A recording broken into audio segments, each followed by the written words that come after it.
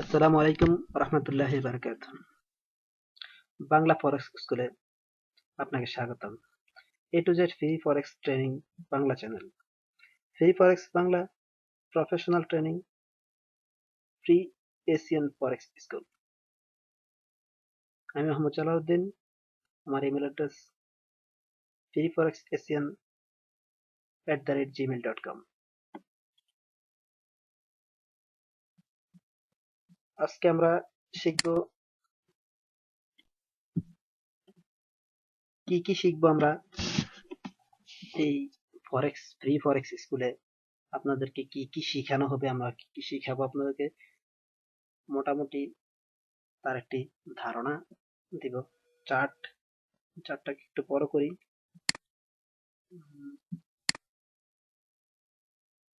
আপনাদের দেখার সুবিধার্থে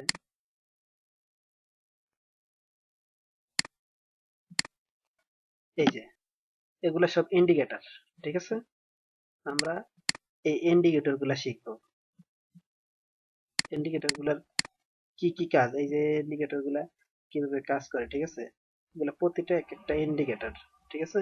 এই ইন্ডিকেটর গুলো আমরা শিখবো। এই ইন্ডিকেটরের মাধ্যমে আপনি জানতে পারবেন আপনি কি ফরেক্স বিজনেস এখন কি উপরের দিকে যেতেছে, ডলার উপরের দিকে যেতেছে না ডলার নিচের দিকে আসছে, ইউরো উপরে যাচ্ছে না নিচে আসছে। এই জিনিসগুলো আপনারা বুঝতে পারবেন। এগুলা প্রতিটা নামই এক একটা মুভিং অ্যাভারেজ অফ অক্সিলেটর। এগুলা মুভিং অ্যাভারেজ, এগুলা প্রতিটা এক একটা ইন্ডিকেটর, ঠিক আছে। এই ইন্ডিকেটর গুলো আমরা শিখবো। আরো আছে এগুলা ইন্ডিকেটর।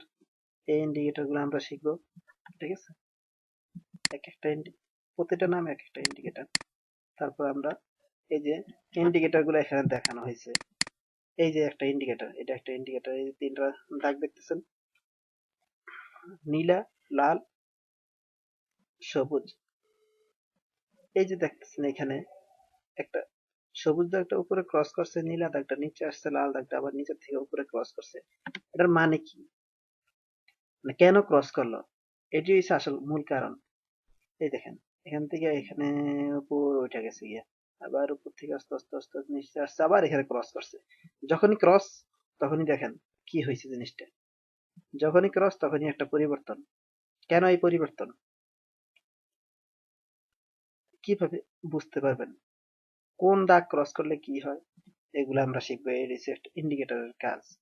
এই যে আরেকটা ইন্ডিকেটর আছে, আপনি দেখেন এই ইন্ডিকেটরটা উপরের দিকে এখান থেকে হলুদ হইতে, নীল, সবুজ হইতে হইতে উপরের দিকে গেছে, আবার নিচের দিকে আসছে। কেন নিচের দিকে আসছে, কেন উপরের দিকে আসছে, এগুলো আমরা শিখবো।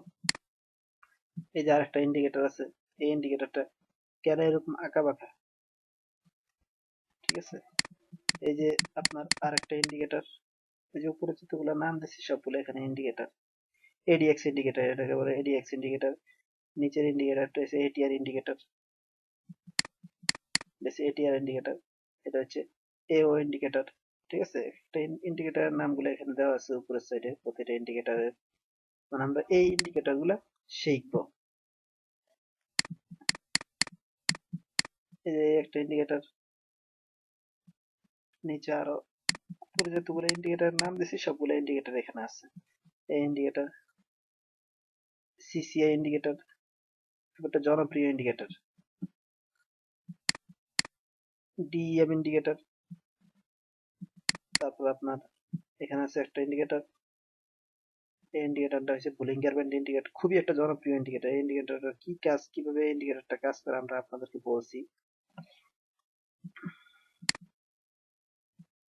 তারপর এই একটা ইন্ডিকেটর। তারপর আপনি দেখেন এই যে এগুলা প্রতিটা, এই যে লাল দাগগুলা এগুলা কিন্তু ইন্ডিকেটর, ঠিক আছে।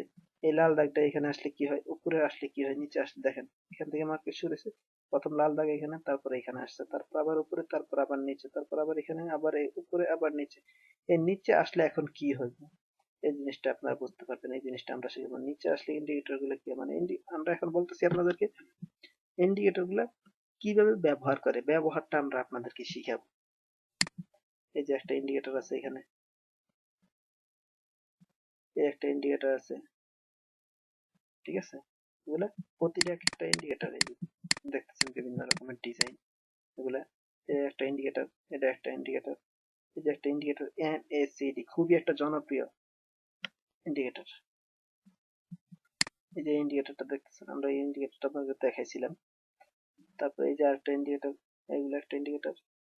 আরো ইন্ডিকেটর আছে আপনার, এই যে একটা ইন্ডিকেটর, এই একটা ইন্ডিকেটর, এই নিচে আরেকটা ইন্ডিকেটর।